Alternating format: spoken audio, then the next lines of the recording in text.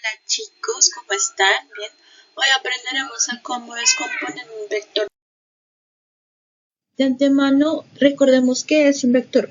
Un vector es un segmento de recta dirigido que determina un lugar geométrico y consta de tres elementos principales, que son la norma o módulo, que es la longitud del vector, la dirección o argumento, que es el ángulo de inclinación que tiene el vector, y el sentido, que es hacia dónde va dirigido el vector, o sea, puede ir por acá o por acá o por acá. Ese es el sentido. Bien. Nos dice, dadas la norma, acá está la norma, 5 unidades, y la dirección del vector v, que es 40 grados, graficar y descomponer en sus componentes rectangulares. El vector ya está pues graficado, así que vamos a primero determinar las componentes rectangulares de este vector.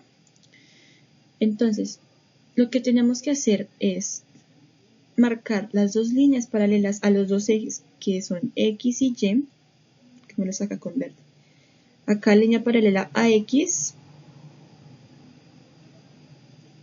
y línea paralela al eje Y.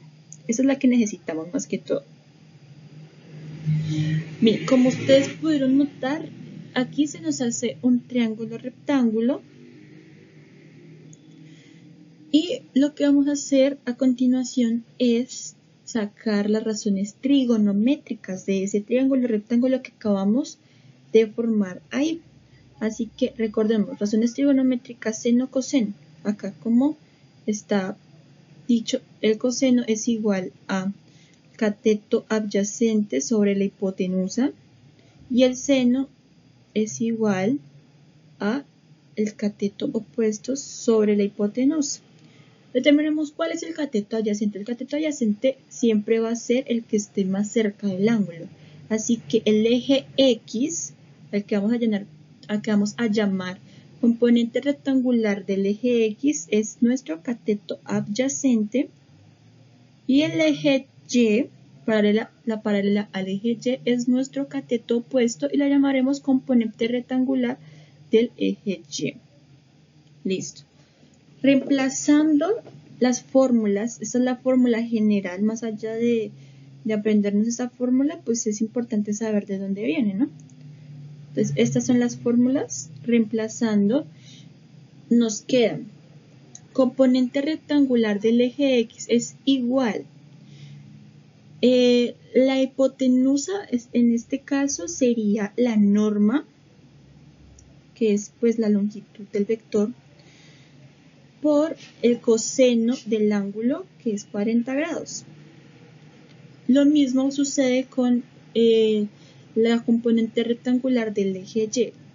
La componente rectangular del eje Y es igual a el módulo por el seno del ángulo, que es 40 grados. Bien, entonces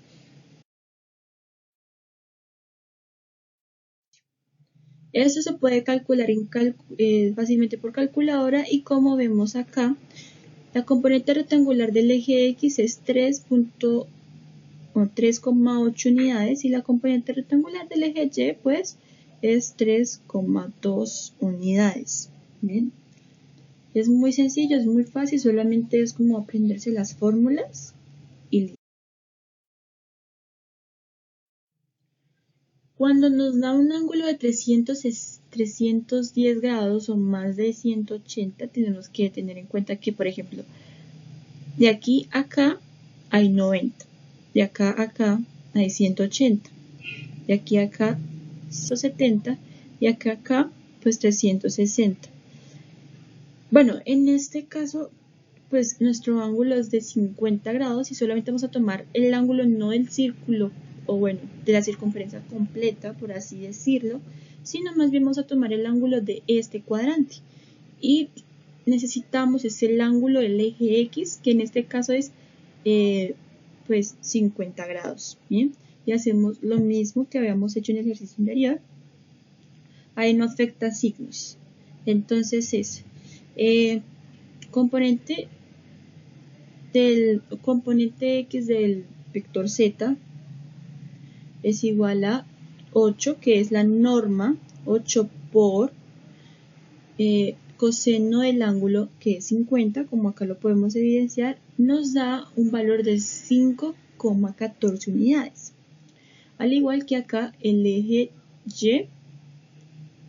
y, componentes del eje y del vector z es igual a, recordemos otra vez, el módulo por el seno del ángulo de nuestro vector, que es 50, y eso nos da un valor de 6,12. Entonces recordemos, cuando está en el ángulo X, siempre va a ser coseno. Ángulo X siempre va a ser el coseno. Y cuando está en el ángulo Y va a ser seno. Y por eso también mismo se grafica, para poder tener en cuenta. Y pues para estar seguros se hacen los componentes rectangulares, dos líneas paralelas, necesitamos es el ángulo en el eje X. Y pues ahí podemos evidenciar cateto adyacente, cateto opuesto. Y eso. Y seno. Y esto se...